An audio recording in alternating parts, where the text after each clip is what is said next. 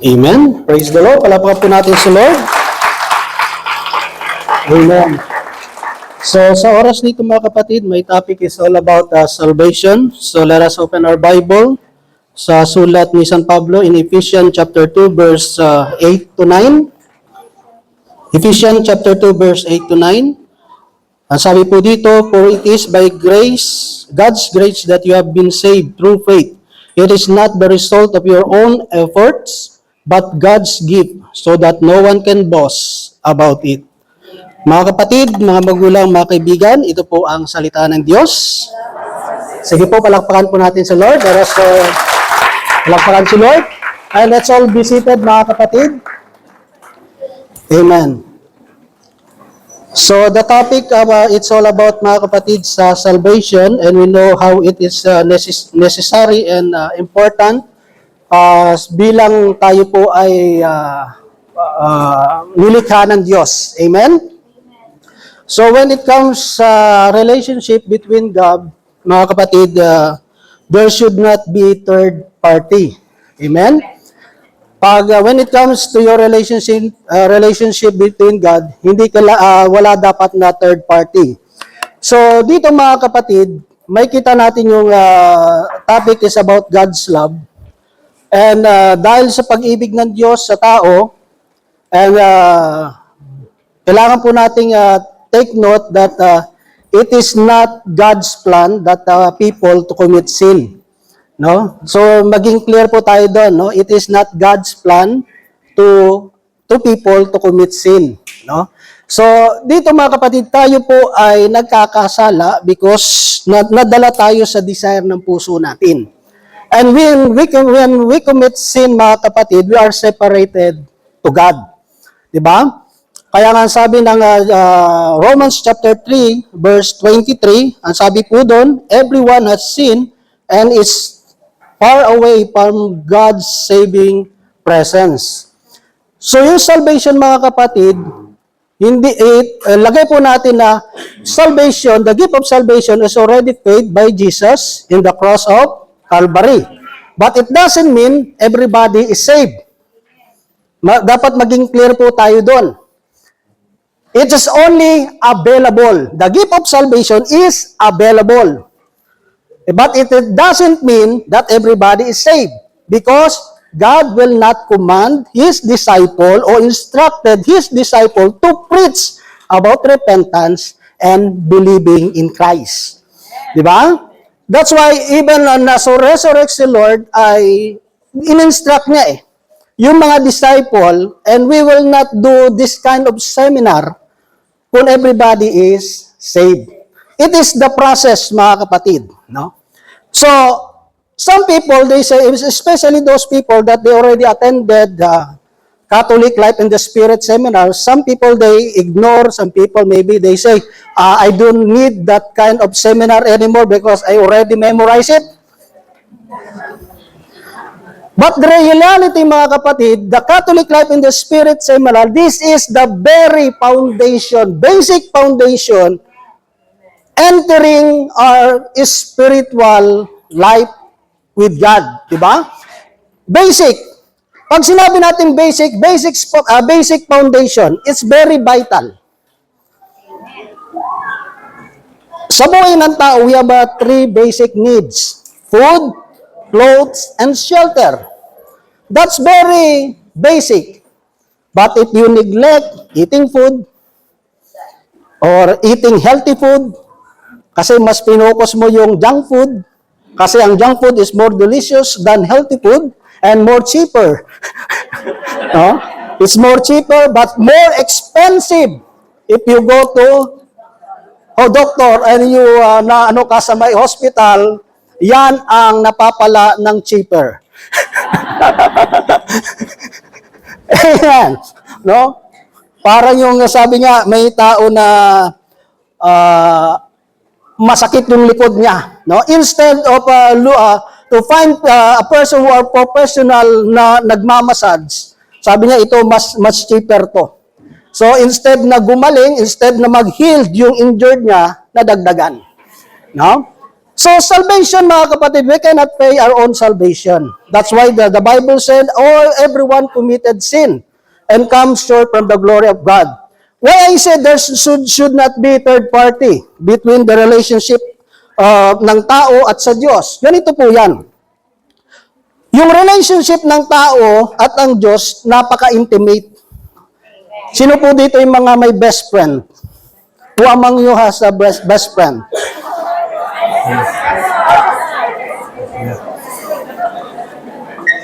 Alam niyo yung mag-best friend, parang ganito yan. The best friend is like this, yung intimate relationship ng Diyos at tao. Kunyari, ito si Lord, ito si Lord. Tapos ako ito si Adan. No?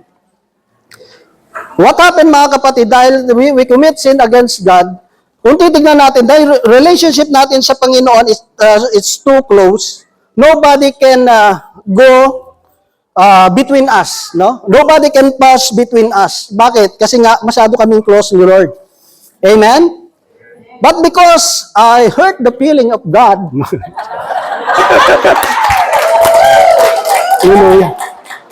talaga sa totoo lang, medyo nanginginig ako.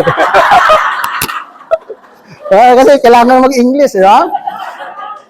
But because, mga kapatid, na yung close relationship namin ni Lord, because I commit sin against God, nagkaroon ngayon ng separation. No?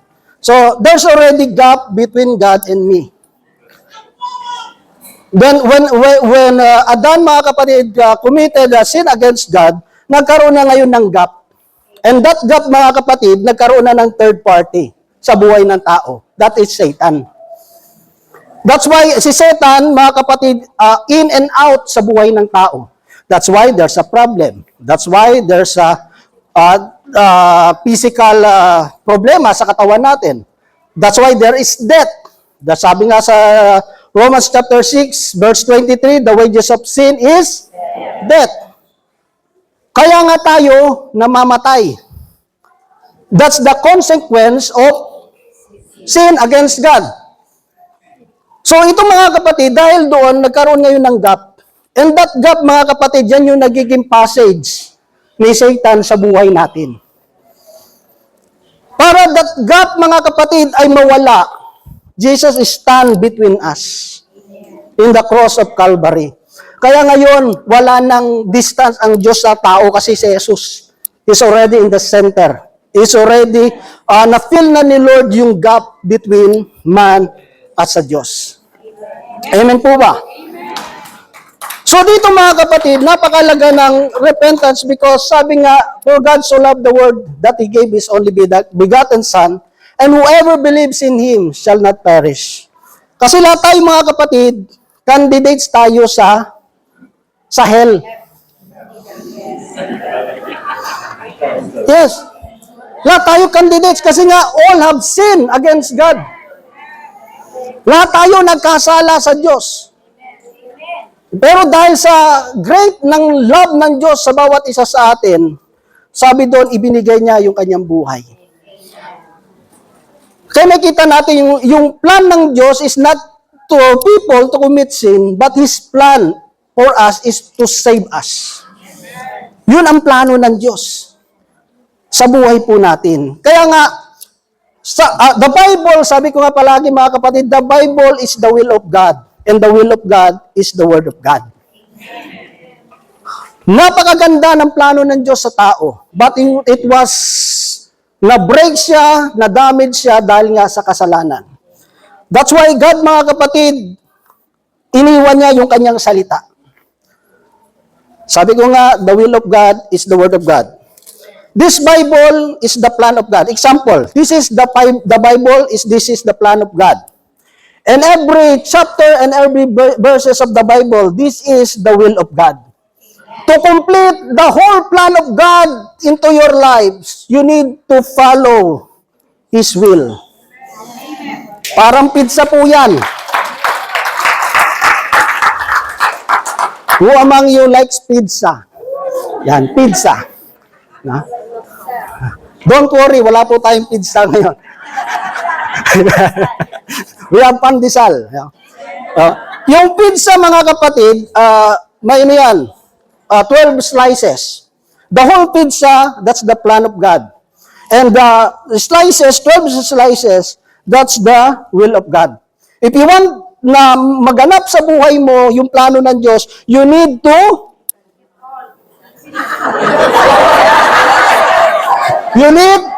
eat the whole pizza.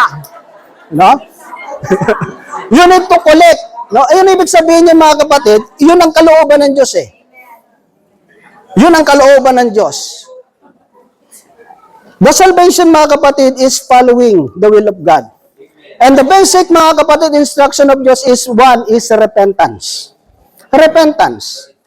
Why we need to repent? Because we commit sin. That's a very logical mga kapatid. Why we need repentance? Because we commit sin. We need to acknowledge mga kapatid that we commit sin against God.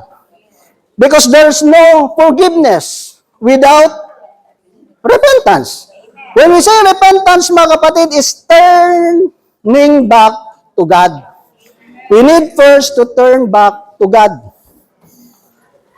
Kasi nang disobedience natin sa Panginoon, actually mga kapatid, the sin of Adam mga kapatid, is not eating the fruits of the knowledge of good and evil. Kasi kung babasahin nyo talaga yung Bible mga kapatid in Genesis chapter 3 verse 17, the Lord Yahweh, the God says to Adam and to the man, He said, because you have listened to the voice of your wife.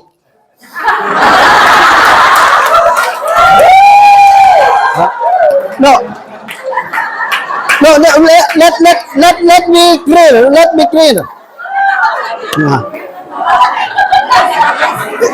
Wait. You can read your Bible. You can read your Bible. It is not Brother Ronald. You don't need to interpret mga kapatid. It's already explicit. It's explicit mga kapatid. Just read Genesis chapter 3 verse 13. Ano yung unang kasalanan talaga, mga kapatid? He said, because you have listened to the voice of your wives and have eaten. Yung pagkain niya lang ng fruit of ikalawa lang yun eh. Kasi bakit? Ito kasi yan, mga kapatid. Ito para be clarify, para ma-clarify tayo, mga kapatid. It's not kung sino yung may kasalanan. We are not here to blame. Because here, it's very clear. It is already the Lord who say it. No? We cannot mga kapatid to justify anything. We are not here to justify whatever mga kapatid. We just need to hear what is true. What is truth? Di ba? Kasi bakit? Kasi si Adan, meron siyang first hand na yung may direct kasing command ang Diyos sa kanya eh. May direct command kasi ang Diyos sa kanya. Kaya iba kasi second hand lang.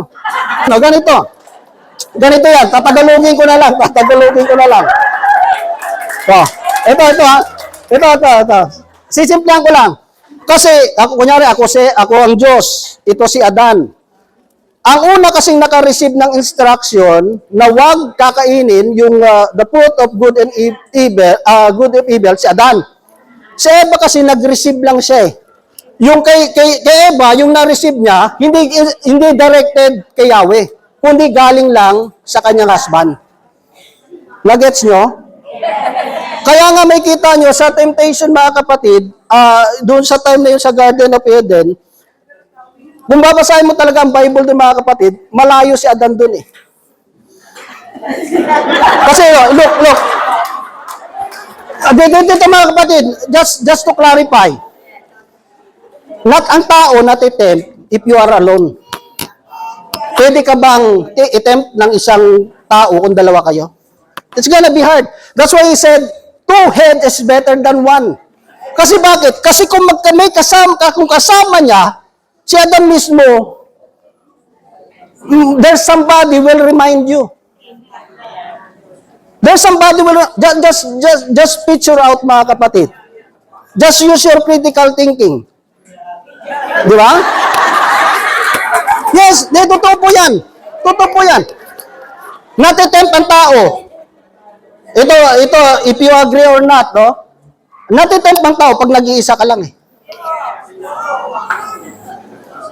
Di ba maraming pumapasok sa isip mo pag nag-iisa ka lang. There's a lot of running around on your head pag nag-iisa ka lang.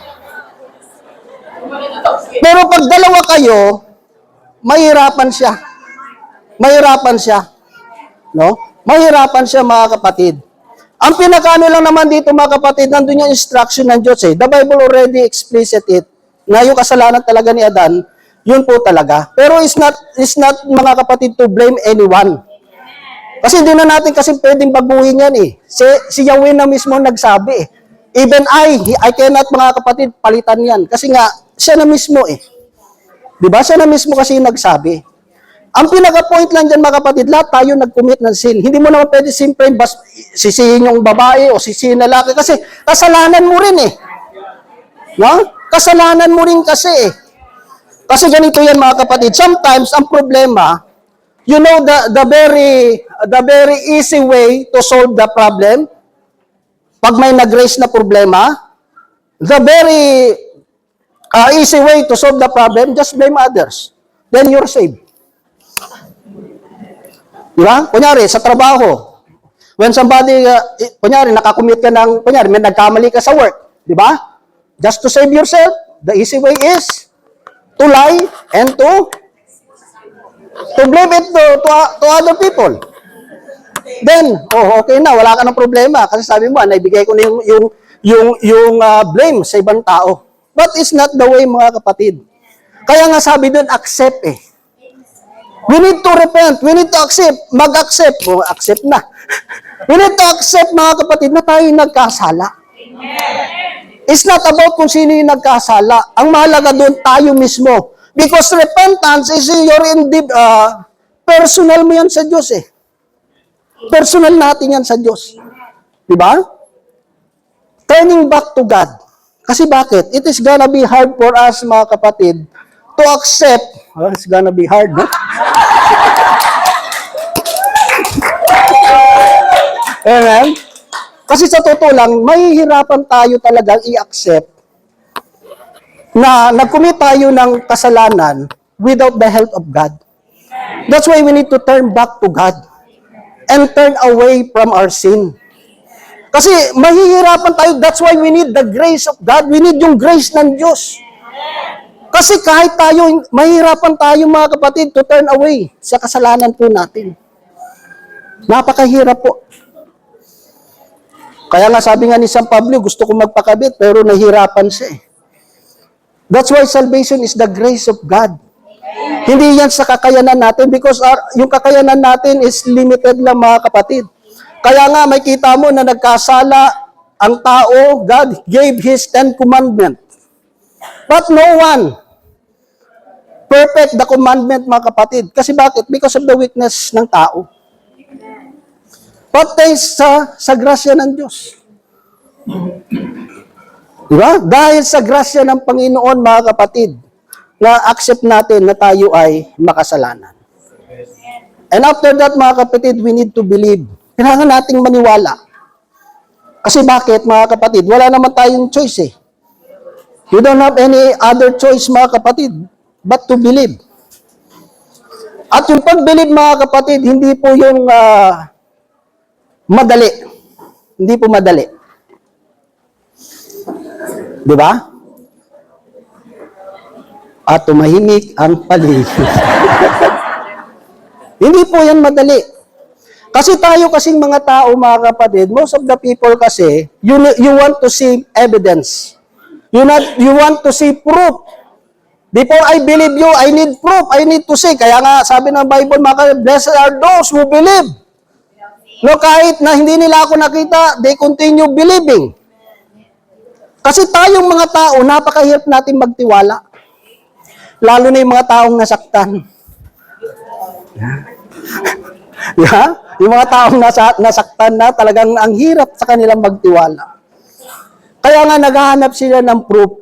And the evidence, mga kapatid, na dapat tayo maniwala sa ating Panginoon. Kasi sa pamamagitan ng krus. Ito, mga kapatid, ito na yung pinakadakilang pruweba ng Diyos. Diba? Yan na eh. Yan na yung dakilang ng Diyos sa atin, mga kapatid. Kaya may kita natin yung kaligtasan napakalaga po. Kasi kung hindi mahalaga ang kaligtasan, pababayaan tayo ng Diyos eh. Diba, pag mahal mo yung isang tao, hindi ka papayag na mapahamak. Lahat gagawin mo eh. Sino na po dito ang nagmahal?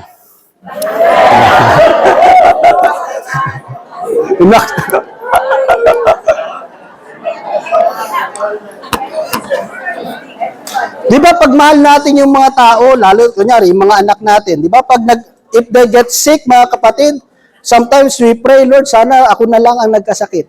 No? You are willing to sacrifice. You are willing to exchange para sa anak mo na may karamdaman, may sakit. Kasi ganun ang pagmamahal eh. Di ba? Kasi gusto mong i-save yung anak mo. Ganun po ang Diyos. He is willing na ibigay yung buhay niya para sa isa't isa sa atin. Amen? And this is, mga kapatid, sabi dun, mga kapatid, for the wages of sin is death, for God's free gift is eternal life in the union with Christ Jesus our Lord. Kaya may kita natin, mga kapatid, napakalaga union, yung pakikipag-isa kay Kristo. At sa mga susunod na topic, mga kapatid, yung itotalk mamaya, yung new life. Salvation is very vital, mga kapatid. Sabi nga kasi, huwag mo i-allowed na mawala tayo sa mundong ito na hindi natin matanggap yung kaligtasan. Amen. Salvation is not tomorrow. Hindi sa next day. Sasabihin mo, Lord, busy pa ako. I'm so busy right now. Can I get it tomorrow? No? Salvation is now. Kasi nobody knows what will happen to you after hindi mo alam eh. Diba? Katulad ko, na-disgrasya ako sa yung sinasakyan ko eh. Wala naman kong kaalam-alam na accident will happen. Diba? Kaya nang binangga yung sakyan, pagkakita ko, gumano na ako. Tatamaan na ako eh. No? O, pagkikita ko gano'n, gano'n din yung sasakyan. No? Gano'n agad ako. No? Ano yan eh? Matic ba? Matic. Automatic eh. May kita nyo, even yung pag-form pa lang ng Diyos sa katawan natin, nandun na yung pagsisave ng Diyos eh. No? Kasi yung katawan natin mismo, nag-create ng Diyos, kunyari may particles o something na tatama sa mata mo, automatic, kahit hindi mo nakita, pumipikit yung mata mo eh. Yung defensive mechanism ng katawan mo, nandiyan agad eh. Yung instinct ng katawan mo eh. Doon pa lang mismo, may kita mo na yung pag-ano ng Diyos na gusto tayong iligtas ng Diyos eh. Sa physical pala ng katawan natin eh. Gusto na ng Diyos iligtas tayo eh. Kaya nga meron tayong immune system natin eh. Di ba? Yung mga anak ko, pag nilalagnat, siyempre yung sister wife ko na nag-worry siya. Pero sa akin, hindi, okay lang yan. That's okay, that's normal. Let yung mga cell, ano nga tawag doon? Yung mga immune system, yung may term yan eh, yung nag-guard sa katawan natin na, kasi para may yung immune system niya eh, yung defensive na antibodies, antibodies natin. Kasi yung antibodies kasi natin, pag kunyari, pag bata ka, di ba, pag ilaw ka ng lagnat, automatic yung katawan natin, yan eh, magre-react yan eh, to fight yung bacteria eh, yung viruses eh. Kaya nga yung too much minsan protection sa mga bata, hindi maganda eh. Kasi bakit yung immune system niya, yung defense ng katawan niya, nagwi-weak eh. Nagwi-weak. Kaya kung may sakit na ako, sabi ko, that's normal. Yeah, that's normal. Kasi hayaan mo na mag-ooperate kasi part kasi ng plano ni Diyos, part yan ng yung system ng katawan eh. Pag hindi niya nahinarap yan, manghihinari yung katawan ng tao. So may kita mo mga kapatid, even sa physical na katawan natin, concern ang Diyos. How much more sa kaluluwa natin. That's why yung fruit para patuloy yung kaligtasan natin, we always meditate ng Word of God. We always meditate in the Word of God. Sabi ko nga, the Word of God is the will of God, and the will of God is the Word of God. No? To walk with Jesus, mga kapatid, magkaroon ng kaligtasan yung buhay natin, we always abide sa salita ng Diyos. We always abide, mga kapatid, sa Panginoon. So dito, mga kapatid, bago po tayo dumako sa reflection song, maaari po tayong yumuko at tayo po'y mananalangin. Repeat after me. Just